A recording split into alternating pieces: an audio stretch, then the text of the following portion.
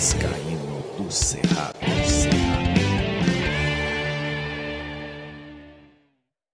Fala galera vascaína, eu sou o Thiago Fontes, falo direto de Brasília, Distrito Federal, trazendo mais um vídeo para o canal. Vamos atualizar informações sobre tudo que tá rolando no Vasco.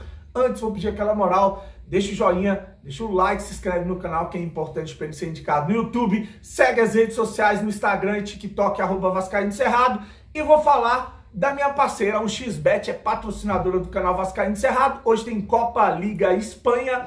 O Arenteiro encara o Atlético de Madrid, estão pagando R$19 a cada real apostado no Arenteiro, 7,60 no empate, 1,13 na vitória do Atlético de Madrid. Se você colocar ali que o Atlético de Madrid vai ganhar o primeiro tempo, você já ganha uma graninha melhor.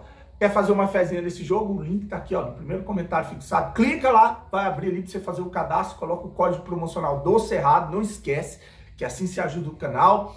E ainda vai ter o bônus, né? Se você fizer o primeiro depósito ou Pix ali, a 1xBet vai dobrar em bônus no valor até R$1.200 para você fazer apostas aí, junto com a 1xBet, que é parceira do canal em 2022. Vamos de notícia, tem muita notícia para trazer para você. Vou começar com uma do Diário Olé da Argentina, que crava o acerto entre Lucas Orellano e o Vasco, né? Os valores são de $4 milhões fixo e $2 milhões variáveis por meta, né? Se o jogador cumprir uma meta de jogos, estiver dentro de campo, aí o Vélez pode receber mais $2 milhões.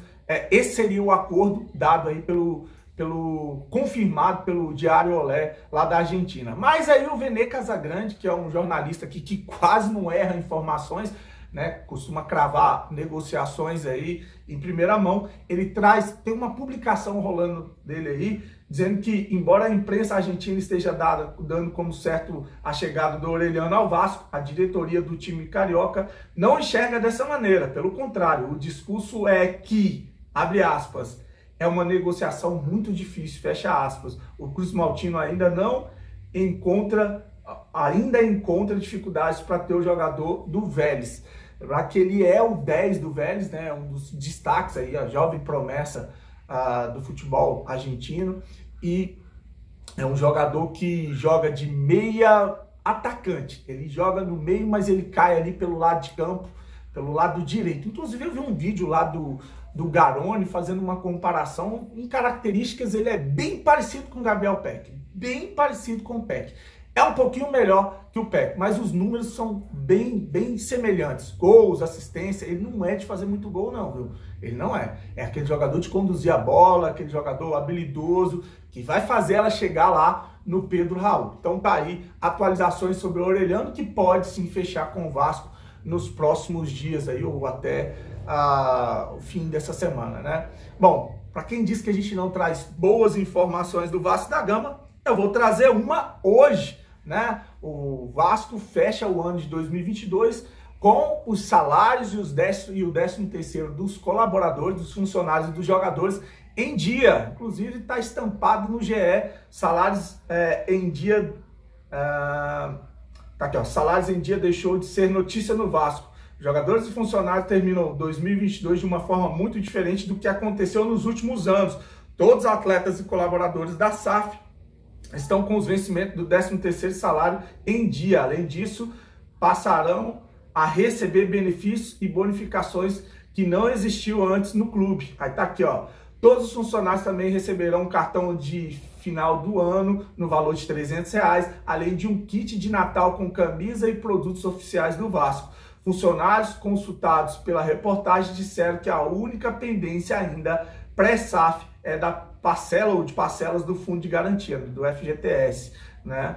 E que o clube deixou de depositar nos últimos anos. Desde que a 77 assumiu, o pagamento da diretoria dos direitos trabalhistas está em dia. Então tá aí uma informação legal, porque todo final de ano a gente tinha que fazer campanha para levantar a cesta básica, porque funcionários do Vasco não recebiam os seus salários, né? Era uma situação lastimável com relação ao compromisso dos gestores com os funcionários, e tá aí Esse ano não vai precisar. Então tá aí uma notícia boa, né? Bom, teve uma reunião ontem entre o Lucas Piton e seu empresário Gilvan Costa. O Gilvan Costa é o mesmo empresário do Nenê, para definir a sua ida para o Vasco, né? O Paulo Brax desembarcou em São Paulo, tá lá em São Paulo, né? E essa situação pode ser resolvida ainda hoje.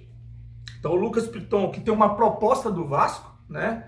Vou até pegar uma outra notícia aqui para engatar nessa. O Lucas Piton, que tem uma proposta do Vasco, 16,5 milhões por 60% do seu passe, pode acertar aí a sua ida para São Januário ainda hoje. Deve sair hoje essa informação aí do Lucas Piton, lateral esquerdo no Vasco. Outra que está circulando também, diz que é uma informação, eu ainda não vi oficialmente, mas está dada aqui como informação do Lucas Pedrosa. O Paulo Brax se reuniu com representantes do Soteldo nas últimas horas. O jogador está emprestado ao Santos e o Vasco tem expectativa de levar o meio atacante. Lembrando que o jogador está emprestado ao Santos por uma crise, que passa por uma crise financeira. Cara, Soteldo no Vasco, aí, meu amigo, aí eu vou ter que tirar o chapéu. É um jogador muito habilidoso e veloz pelo lado esquerdo. Você tem o Soteldo do lado esquerdo, o Orelhano do lado direito e o Pedro Raul no ataque. Só vai faltar aquele meia, né, clássico, meia armador. O Nenê, a gente tem ele aí só para o Campeonato Carioca, acho que já deu para a idade do Nenê, né? A gente, se tiver um camisa 10 ali para assumir, pô, se vir menos, se essa história do Soteldo for verdade, porra, aí eu tiro meu chapéu. Uma excelente contratação, o Bacholinha lá, Soteldo joga muita bola, né? Informação do Detetives Vascaíno, presidente do Tajeres, o Andrés Fassi, ou Fassi, está em Madrid e diz que tem um clube da Espanha interessado em pagar a grana que ele pediu no jogador Diego Valoyés. Lembrar que ele pediu 9 milhões de dólares nesse jogador Valoyés aí. O Vasco chegou a oferecer de 4 a 5 milhões, e um jornalista disse que ele fecharia com 6, e agora diz que está na Espanha dizendo que tem um time espanhol querendo o jogador. Vá com Deus, meu filho. Ou vai com Deus, né? Eu não sei falar espanhol não, mas deve ser assim. Bom, a gafe, né, que cometeu um britânico, eu vou mostrar a foto, vou colocar aí para vocês, ao falar da negociação ou da transferência do Andrés Santos para o Chelsea. Ele colocou a foto do Bruno Henrique, atacante do Flamengo, ainda quando jogava no Santos, com a camisa do Santos. Então o cara, acho que na hora de pesquisar, Andrés Santos foi parar no Santos e pegou a foto do Bruno Henrique e colocou como se fosse o Andrés Santos. Tá aí um britânico, deve ser influenciador, jornalista, não sei o que é, mas cometeu essa gafe aí. Para finalizar o vídeo, eu vou trazer aqui uma opinião do Zinho, né? O Zinho lá na ESPN comparou ali as contratações do Vasco e do Fluminense e elogiou as contratações do Vasco, diz que vem com jogadores mais jovens, um perfil melhor de contratação do que a do Santos. Você vai ver aí no vídeo por que ele acha isso. E tem também o Zupac e o Pascoal falando aí dessas contratações do Vasco da Gama. Desejar para você um dia abençoado, curte o vídeo, compartilha, se inscreve no canal, não esquece, fique com Deus e saudações vascaínas. Estou gostando das contratações do Vasco porque ele está buscando jogadores jovens também, né? Está se reforçando com jogadores que se destacaram e que tem ainda há muita coisa a acrescentar, a crescer, a evoluir. Então me agrada esse tipo de contratação, um pouco diferente da do Fluminense, né? Que traz bons jogadores, mas jogadores mais rodados, né? E que vão precisar se recuperar. É o caso do Jorge, principalmente, que é muito bom jogador, mas é aquilo que eu falei do Botafogo, são jogadores de mais idade e a gente não sabe fisicamente como vai suportar o futebol brasileiro. O caso lá do Douglas Costa e aí o Di Maria, que é monstro, o Di Maria, né? Se viesse, acho difícil. Mas no Fluminense, o Keno me agrada demais. Mas qual é o problema do Keno no Atlético? Contusão. Na hora H que o Atlético precisa, ele se machucava, não conseguia dar uma sequência. Aí o Diniz vai ter que trabalhar isso ali no Fluminense. Esse lado esquerdo, né, Jorge Keno, que é muito bom tecnicamente, mas fisicamente pode deixar a desejar. Já no Vasco, a gente está vendo juventude, né? Jogadores que vão chegar aí no trabalho do Barbieri. Acho que o Vasco vai contratar mais ainda. Precisa, né? O Pascoal falou que precisava de 10 no mínimo.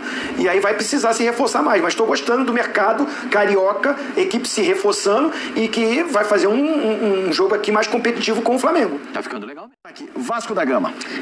Tem sido um mercado interessante. É um ponto muito importante desse processo, porque o Vasco ele tá começando do zero. A gente viu a lista de dispensa, os jogadores que saíram. Isso que é difícil, velho. Porque o jogador Você sobe da Série B pra Série A, aí tem que dar um tapa geral. geral do negócio. É igual o Cruzeiro. Não é que tem que melhorar o time. Não, o Vasco tem que montar o elenco. Porque o elenco da Série B, o elenco que o Vasco montou pra Série B, nem pra Série B direito ele serviu, porque o Vasco subiu, sabe Deus como. Então, não tinha como, tinha muito pouco pra aproveitar. Você não é o Thiago Rodrigues, o goleiro, enfim, tinha muito pouco ali pra aproveitar, infelizmente, pro Vasco. Como é um novo momento, é resetar a máquina e começar do zero. E é muito difícil, você vai errar, né? Você contratando 15 jogadores, a sua margem de erro é muito maior, né? A gente falou há pouco do Palmeiras, né, quando o Dudu foi contratado, naquela janela de 2015, o Palmeiras teve que montar um time do zero, o Palmeiras contratou mais de 20 jogadores e muitos deram errado. E aí é claro que isso se vira até contra o executivo de futebol, porque o erro da contratação cai das costas de quem contrata. Então é uma escolha minuciosa, é definir o perfil de elenco, qual tipo de jogador, pensar em revenda, pensar em perfil tático, em perfil técnico, né? O Lucas Piton, que a gente tá vendo aí na tela, né? O Vasco quer o Lucas Piton.